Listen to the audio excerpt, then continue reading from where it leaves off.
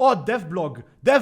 Okay, cinema. 21 minutes. Okay, guys, we take a small break. We watch this. Get yourself a drink. Get you some popcorn. Get you some, I don't know, get something. Get your cat. Get your dog. Get your grandma. We are watching this, okay? Let's go. 2026 Dev Block update. New season. Let's go. Hey everyone, I'm Paul, aka Pabro. And I'm Andre, also known as Medler. Today is October 30th, which is a bit earlier than usual because we're flying to Worlds soon, and we wanted to film this before we left.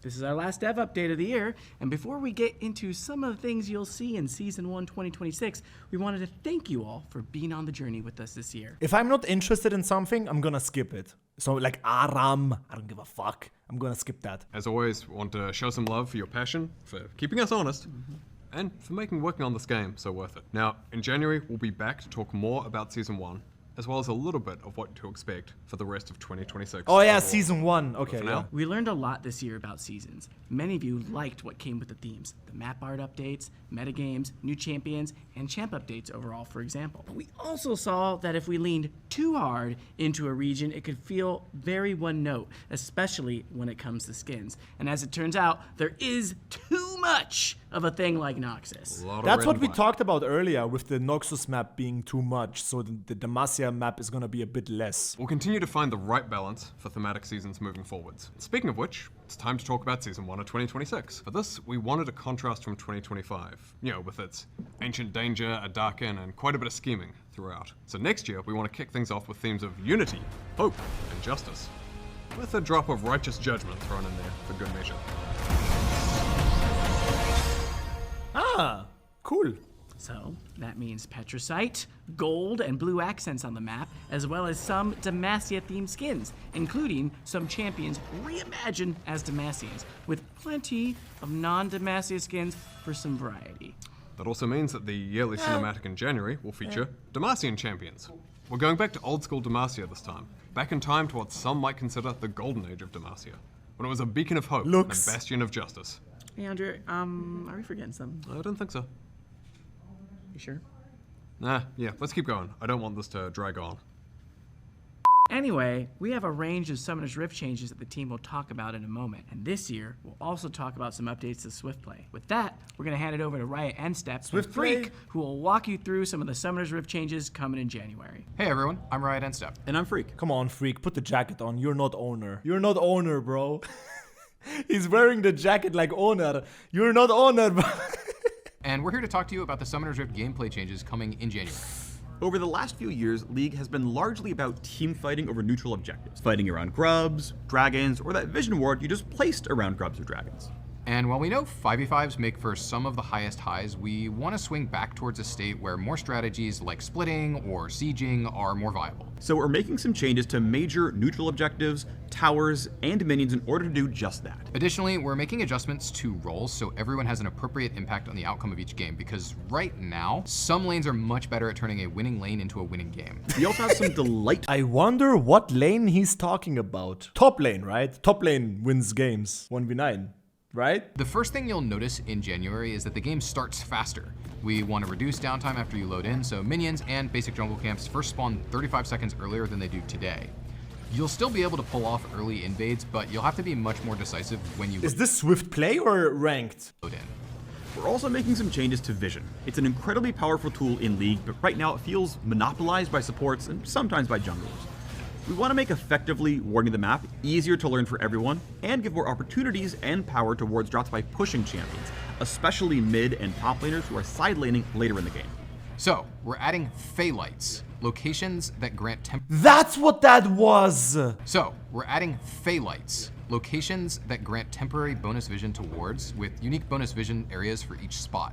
Some Phaelite rings will be available at the beginning of each game, while others reveal themselves when the Elemental Rift transforms, particularly those that would Okay, so otherwise extra disrupt early game vision. jungle. Okay, so on to the objectives. I mean, that means map awareness is being rewarded. The better the map awareness, the better you can avoid. Otacon was one of the biggest additions to the Rift this year, and was a pretty Look cool, at your map, unique guys. objective to fight over. That said, he contributed to objective fatigue, which many of you cited as an issue, and we agree. We wanted to alleviate this over time. We had removed the second form of Otacon, we removed the second set of grubs, but it really wasn't enough. So, just like Zehen did, we are cutting Otacon out of the game.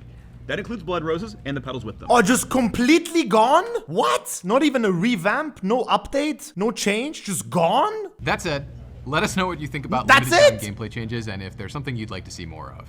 But back to Otacon, his removal also means that Baron will go back to his old 20-minute spawn time. Holy shit. Additionally, we're making all epic monsters more durable, especially late game dragons as you get closer to Dragon Soul. That should make it so that it's easier for teams on the back foot to contest dragons and other epic monsters or trade something meaningful on the other side of the map. Finally, we're also removing feats of strength from the game. What? Bro, remove the entire game. Remove League of Legends. They're removing everything. We like that they push teams to progress the game and provided goals to rally around, but we think we can create better gameplay systems that allow for players to have more individual agency over their games. With feats getting the boot, we're adding back some gold rewards for First Blood and First Turret. I'm sorry for pausing so much. Yes or no, guys, what I'm about to say. This just means everything we did in 2025 was garbage. Those are all the big 25 changes. They are basically saying 2025 was a mistake. That's what they're saying. They remove Atakan.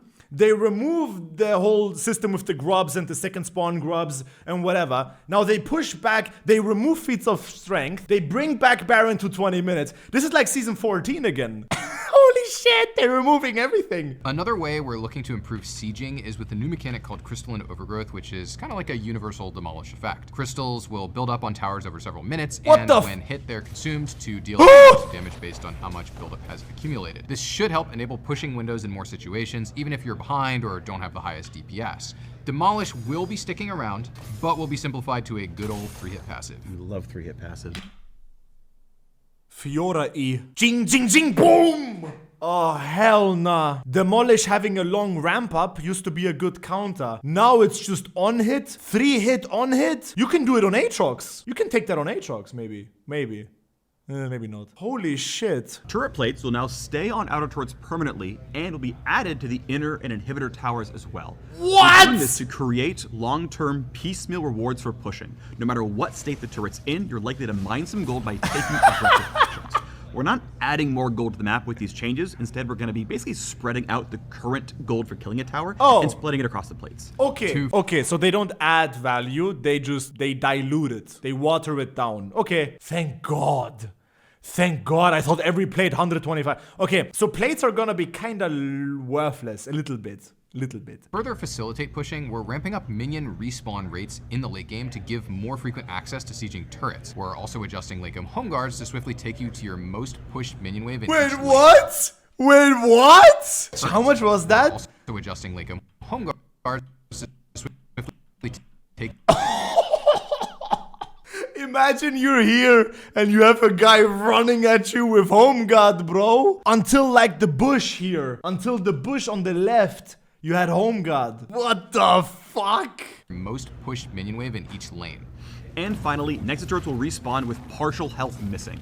We like that the respawn allows a team to hold... Yeah, okay. Okay, that's fine. But this will kill comebacks. This makes comebacks less possible. I like the tower respawn because it made comebacks very possible, you know? And this is kind of, I don't know, it's easier.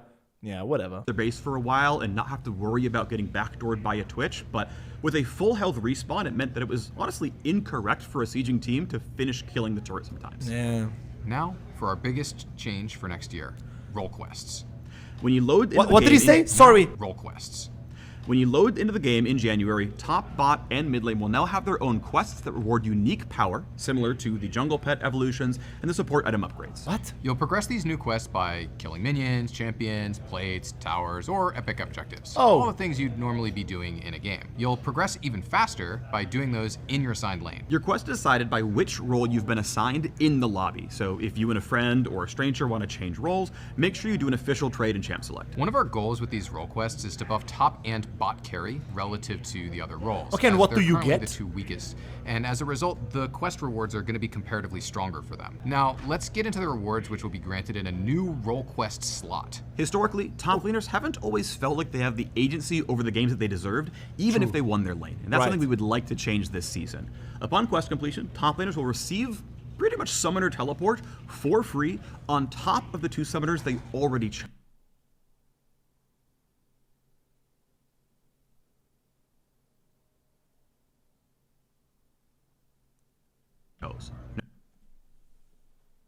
What? Now, if you had taken Teleport in pregame, instead that spell gets a lot stronger, giving a very, very large shield when you use it. In addition What? to getting a functionally free summoner spell, top laners will also get a bunch of bonus XP up front, more XP from future sources, and an increased level cap. What? What? Mid lane. A huge variety of champions can be played there, so we wanted this reward to be good whether you're mage, assassin, or both like Malphite mid. And upon completing the quest, mid laners will receive a free tier 3 boot upgrade like the ones you could buy with feats, as well as a faster recall. Rounding it out for new quests, in bot lane, we're going to lean even harder into the carry part of the role, so well... Can I get free LP as well? Can I get free LP? Everything's free! I need free wins, please. What is the bot lane reward? Bot laners will get a slap on the... Top laners getting bonus XP, bot laners are getting a whole bunch of extra gold. When completing their quest, they get a lump sum of gold, increased gold from minion kills, get champ kills, gold, and champion okay. assists for the rest of Shit. the game. And you might be asking, well then what do I do with all this gold if I hit item cap? Don't worry, the item cap is going up. Your 7th item slot will hold your boots permanently, allowing you to get 6 What? legendary items for extra hard late game scaling. Jungle and support. Uh-oh. Yeah, if you're a top laner and the game goes longer than 30 minutes, kiss your game goodbye. Now it's ADC 1v1. So it looks like next season, if the game goes longer than 30-40 minutes, the team with the better ADC wins. Because they have 6 items. They have 7 items in total. 6 damage items. So they buff top lane to have early impact to finish the game quickly. And they make ADC, like a real AD carry. If you're a top laner and it's late game, you have to protect the fuck out of your ADC. It's gonna be, I mean, I'm guessing, it feels like protect the ADC meta. We still wanted to take this opportunity to make some changes to them. Jungle is by far the strongest role in the game right now. I didn't say it. I didn't say it. He said it. Especially when it comes to early map influence. So we're slightly lowering the speed of early game clears to give lane matchups a little bit more time to put out Jungle what it getting erupted. nerfed. Top lane gets free teleport, free XP, free levels, free everything. Mid laners get free boots, bot lane get free gold, extra gold, free item slot. Junglers get nerfed. Yo. We're also making it harder for non-junglers to steal objectives by increasing their resists and making Smite deal more damage. Their role quest is still getting pet upgrades and PvP smite like before, and they're now getting increased golden XP from large monsters when the quest is done. Yeah, as well who as gives a bonus movement shit? speed in the No jungle. one cares. Similar to jungle, Junglers got nothing. we think support is already plenty powerful and has a very functional role quest, so we didn't want to directly increase their power. With that in mind, we wanted to give them quality of life oriented upgrades, so we're giving them a new slot exclusively for control wards, discounts on control wards, and a little bit more gold over time so they Yeah, can okay. pace a little better Who with cares? the other roles. Yeah, that's fine. That's fine. That's whatever. Who cares? Want these quests to represent meaningful power spikes in a way that leans into the unique strengths of each role. This also allows us to delete the Yeah. I'm next season we back to top lane. This jungle arc is maybe short-lived, guys. We might have to go back to top lane next season. lane swap detective mechanic that we added last year to combat pro lane swapping. We'll be keeping a close eye on how quests land, so please let us know your thoughts next year. But maybe I'm wrong. But Maybe we stay in role jungle. quests aren't all we have planned to make your champions feel more satisfying. We're gonna bring back a few items to the Rift for each class, so give them some shiny new toys, including bringing back a few familiar favorites like Hextech Gunblade. For example, we're adding the new Scepter of Bonking for AP fighters, which will empower your Spellblade Bonk to double your on-hit effects. That's not the final name, is it? I would like it, but no, we're probably gonna give it something in camp. So we get Gunblade and a mage item. I'm a top laner. I do love bonking. Well, anyway, given none of these names are final, if you're an AD fighter without a good way to get Omnivamp, you can grab Blood Sphere, which will give you some Omnivamp and also ability haste scaling with your AD. Omnivamp with ability haste, scaling with AD. That's me. That's my item. That's old Guadrinker. New Aatrox item. Or if you play an AD carry who's really good at auto-spacing, you can pick up Snowbow for extra range on takedown, plus damage amp based on how far away you are from your opponents. Yeah, I don't care. We took a hard look at which subclasses didn't feel like they were getting enough support from the current item system and worked to fill those spaces. So we're hoping many champions have at least one of the 9 new items that they can get excited about. 9. That's a good number. 9 new items is good. Speaking of which, we're also adding crit damage back to 200%. We know that was a lot to cover. We're excited to hear what you think of all these changes as the new season kicks 9. off. And in case you're looking for even more details or insights on these changes, make sure to check out the dev blog that's live right now. That's it from us on the Summoner's Rift team, and so we'll throw it back to Pablo and Medler, and we'll see you. Okay, so basically, they're giving laners a bunch of free shit. They remove everything they did in 2025 and new items. Okay, let's talk about ranked. And jungle gets nerfed. This year we've been making improvements to shorten queue times and make your matches more fair through improvements to inting and griefing detection. And, more recently, we ran a test in late September that reduced queue times by 40% at all ranks, in ranked, in EU West and Oceania. We want to double down on that work and make 2026 the best time yet to climb. So next year, we'll be also tackling 2 common frustrations, mismatched teams and long queues. Yes, Something we that's want a to high elo issue specifically, a big high elo issue. You'll play against a team that's full on roll and you have like 2 fills on your team. And then you wonder why 10 challengers, like why the 1 challenger team loses, you know? address is visual rank disparity in lobbies as well. Yeah. When players start their climbs late after a reset, you may see a bronze player in an otherwise gold game, which can feel particularly unfair. When in reality, that player was gold last season, but they haven't gotten back to that rank yet because they've had less time to play. So, we're adding a climb indicator to loading screens when a player's MMR is higher than their visible rank. Oh, that's cool. That's cool. So right now, if I queue up on my main account, it's a diamond account, but I play in challenger lobbies because of challenger MMR. So if I queue up on my main account, which is diamond, it will show you I have a challenger MMR. That's cool. That's fine. Let other players know that you're climbing quickly and your displayed rank hasn't caught up yet. Yeah. We're also making changes to how Flex and Solo Duo MMR are calculated. A common pain point is someone who is Silver in Flex and, say, Diamond in Solo Duo just stomping a bunch of games, when in reality they're truly Diamond in both ladders. So this season, if your Solo Duo MMR is much higher than your Flex MMR, the system should bring your Flex rank a lot closer to your Solo Duo one. And that should mean Flex matchups will feel a fair bit more I don't balanced care about Flex. moving forwards. Next, we're making changes to autofill. The reality of League is that certain roles are substantially more popular than others, and having an autofill jungler versus a jungle main can feel like an auto loss. Such a thing doesn't exist, bro. Right now, nobody gets autofilled jungle. I have to fight people to get jungle, but whatever. I agree. This means that quite often people either dodge to avoid it or hold your lobby hostage in order to get you to dodge. When nobody likes queue times, this is an awful experience. So we have a number of changes to make autofill fairer and to reward you for sticking with the role you're assigned when you do get autofilled. First, if someone on your team is autofilled, the system will try to match autofilled players by role. So an autofilled jungler versus... Well, that's a big claim. Like, let's see if the system actually manages to do that. So let's hope it works, but all right. There's another autofilled jungler, for example. If it can't match by roles, it will then of course fall back and try to ensure the same number of autofilled players on each team. That would be we do good know enough. though that even with that balance, autofill games can still feel discouraging when you play your best in a role that you didn't choose. That's why we're adding a new system called Aegis of Valor. If you're autofilled and earn a mastery score of C or greater, the Aegis will trigger. You won't lose any LP on a loss, or you'll earn double LP for a win. So for those of you who may seldom get What? autofilled, If you get a good mastery rank, you don't lose LP, and if you win, you get double LP. I'm uninstalling. What? What rating? What letter? A C? I get a C if I run it down. If you're autofilled and earn a mastery score of C or greater, C or better. Well, okay. Well, I mean, autofill. That's I get. Okay. Okay. Just mute all and just ward spam. Just fucking. It's gonna be so toxic. It's gonna be so toxic. You're gonna solo lose games. Your teammates are all gonna lose LP, but because you have a C, you're not gonna lose anything.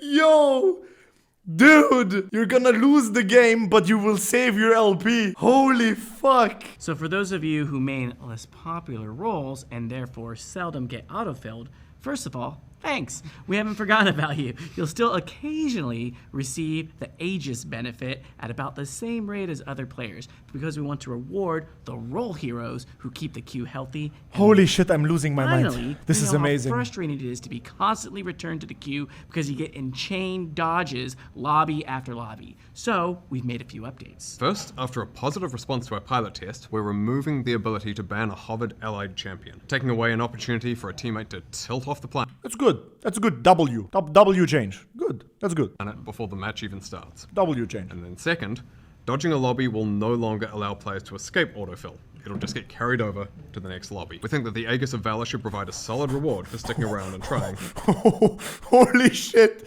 Holy shit. So, I mean, come on, it's double LP for a win, after all. And at Master and above, dodging an autofill will count as a full loss. Master Plus, if you dodge, it's a loss. Master Plus is gonna become a shit show, guys. Master Plus is gonna be a next level, dude. Bro, Master Plus is gonna be wild. Master Plus is gonna be wild. It's gonna be wild in Master Plus. There's gonna be some shit going down. Holy shit. We know that this is a pretty big change from how we've dealt with dodging in the past, and we believe that this will lead to higher quality and faster games. Speaking of speeding things up, we're also speeding up Champ Select by cutting down on timers and animations, which should save about half a minute. Okay. Yeah, I did it. Yeah, good. 30-second faster champ select. Good. And if that wasn't enough, we've got one last ranked change. We're adding back duo queue to higher ranks, including Challenger, in most regions. For so many people, League is better with friends. And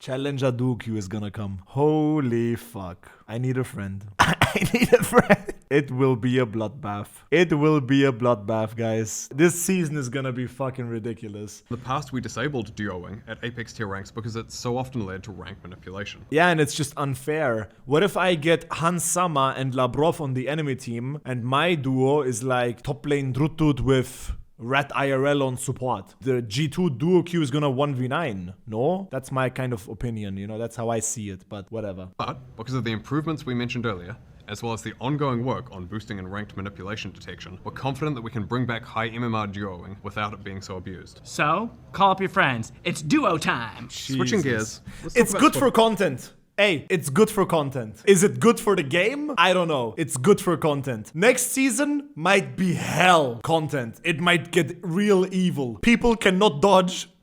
People are forced to play autofill. Autofill, if you get a C, you don't get a loss, you get double LP on a win. People are gonna psychologically abuse the fuck out of that. Swift play is pretty popular, and we think there's a lot of room for further improvement. This is Swift play, guys. I don't think we care. Hi everyone, I'm Dashi Jador, product lead, back again to chat about WASD, this time with... The tech Oh, lead for WASD. I'm Riot, call me KT. Now that Worlds is over and we're getting closer to the end of the year, we want to check back in on the wild world of WASD. We've been on the PvE for a few months now, and in that time, we've caught and squashed over 100 bugs. All thanks to the feedback we received from all of you creative, maybe a little unhinged PvE players, who've been helping us find, identify, and crush all of these pesky bugs.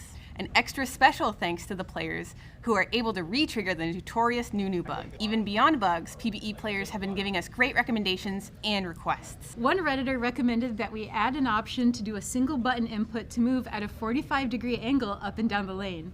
It sounded pretty wild at first, but we found through our internal testing that it actually saved a lot of finger pain. So it will be available as an accessibility option for WASD players going forward. Okay. Since our debut on the PvE, we've been continuously updating all the different facets of WASD. We've made improvements to navigating around minions, wall sliding, the new dynamic lock camera, and more. One of these features is a new auto attack system for WASD. With practice and dedication, you'll be able to weave attacks and movement, matching the experience in point and click to reach your optimum DPS. Our goal is to keep WASD as an alternative control scheme at all levels of play, not just for brand new players. We'll be keeping an eye on feedback as well. The thing is, they're not putting it in ranked. It's just for casual play, so it doesn't really matter much right now. So, yeah. As well as our internal data to ensure it remains an equitable experience. We've also been updating our dynamic locked camera. We've added the highly requested ability to tune the camera speed to your liking. Along with these settings, we've heard Temporarily? your feedback on wanting a way to scout ahead to check for Maybe ganks, they look forget. at us, Maybe and they much forget more. about it. So we've introduced a new feature appropriately named the Scout Ahead mode. When you're in dynamic locked camera, you can hold your middle mouse button to freely move your camera, and you'll snap back on release. The whole feeling's feeling good for me. I think I'm actually feeling great. Really? Totally. Uh-huh. Who's wearing the suit then? We don't know. Not gonna be me. I mean, we'll see. Good luck. Okay. Okay, we know that this was a long one with a lot of info in it, and we'll see you again in January as mentioned to talk a bit more about Season 1 and a little bit about the rest of 2026. Don't forget that Ranked will stay open until the new season, so go finish your climbs, have a happy and safe holiday season, and we'll see you on the Winter Rift. Thank you so much. Bye. Holy shit. Wow. Blood Sphere. This AD Omnivamp item also gives tenacity and ability haste that scales with bonus AD. For light fighters, this should be the late game sustain item of choice, particularly since it gives a large amount of extra Omnivamp after you get a takedown to help you pop off in team fights. This is an Aatrox item. This is Hubris for Aatrox, yeah. This is the Aatrox item. Oh my goodness, guys. I'll make one tweet. TLDR, everything Riot did in 2023 was removed. Top, mid, and bot get a bunch of free stuff. Jungle gets nerfed. Holy crap. Jesus Christ, man. There's an assassin item. For AD assassins, this item offers a way to help end the game. Whenever you get a takedown, it grants a buff that makes your next attack against epic monsters or tower deal a large amount of damage over time, scaling with your lethality, making it so that ahead AD assassins can close games out if they're successful. So true damage. Jesus Christ. This looks good on Aatrox too. That's Solani. That is Solani's weapons. Blood Sphere. That's a Solani reference.